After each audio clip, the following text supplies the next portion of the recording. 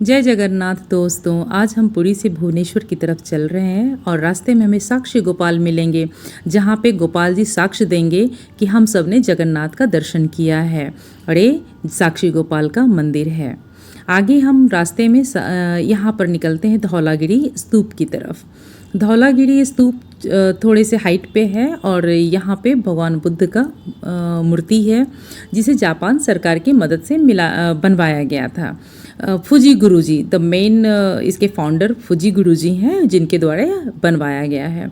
यहाँ पे सभी एक टॉप व्यू पर हैं, जहाँ पे बच्चे बहुत खुश हैं और उसका नज़ारा भी बहुत खूबसूरत है। साथ में माता धौलेश्वरी का मंदिर है और उसके साथ साथ शिव का भगवान का भी मंदिर बनता है। तो यहाँ पे मंदिर में सब मिल करके पूजा पाठ किया और उसके बाद हम आगे बढ़ जाते हैं भुवनेश्वर की तरफ, जहाँ पे हम देखते हैं सीधे लिंगराज मंदिर की तरफ आते हैं। लिंगराज मंदिर में भी फ़ोटो अलाउड नहीं है, हमने सब ने जो बस एक बाहर का लिया है और उसके बाद चले आते हैं हम सीधे नाश्ता करते हुए। फिर राजा रानी टेम्पल चले जाते हैं।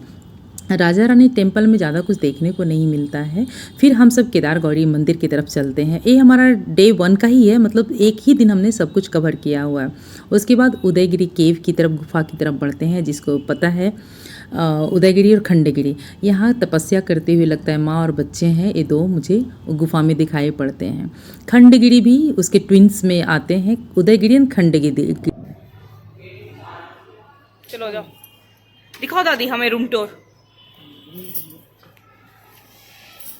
तो गाइस ये है बेड, यहाँ पर है एक छोटा सा सोफा जहाँ पर दादी सो रही थी, अब अनु जाएगी सोने के लिए यहाँ पर। और ये है साइड टेबल,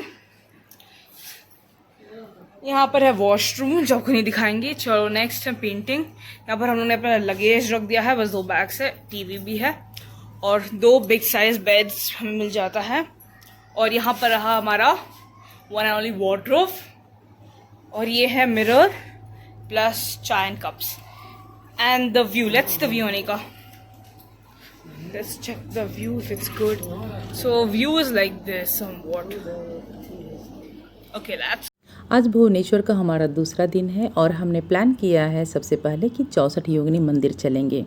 64 योगिनी मंदिर में माता दुर्गा के ही रूप देखने को मिलते हैं। सबसे पहले हमने माँ दुर्गा को सबसे आगे को देखा, उनकी मूर्ति मुझे सबसे पहले मिली जहाँ पे पूजा पाठ किया जाता है। और स्पेशली हमने 64 में से 2 लोगों को स्पेशली मैंने देखा, जैसे बुद्धिदी यानी भगवान बुद्ध का स्त्रीलिंग रूप हमने देखा यहाँ पर, और विनायकी जो बाबा गणेश की स्त्रीलिंग रूप हमने देखा। उसके बाद हम मुक्तेश्वर मंदिर की तरफ चलते हैं। मुक्तेश्वर धाम यानी शिवलिंग ही है जहाँ पे भगवान शिव की पूजा होती है। इसके बाद हम सीधा अनंत वासुदेव मंदिर की तरफ बढ़ते हैं। अनंत वासुदेव मंदिर के सामने एक पवित्र पोखर भी है, जिसे हम सब ने वहाँ पे अपने आप को शुद्ध किया है उस जल से। और सभी लोग उसके बाद हम सीधे भगवान के मंदिर में भगवान अनंत वासुदेव के दर्शन करने के लिए पहुँच जाते हैं। इसके ठीक बाद हम लोग सीधे इस्कॉन टेम्पल पहुंचते हैं, लेकिन हमारा 2 बज चुका था, मंदिर बंद हो चुका था। फिर हम लोग लिंगराज लस्सी की तरफ बढ़ते हैं, जहां पे हमने अपने को रिफ़्रेश किया। सभी लोग को लस्सी बहुत पसंद आई, सभी लोग बहुत।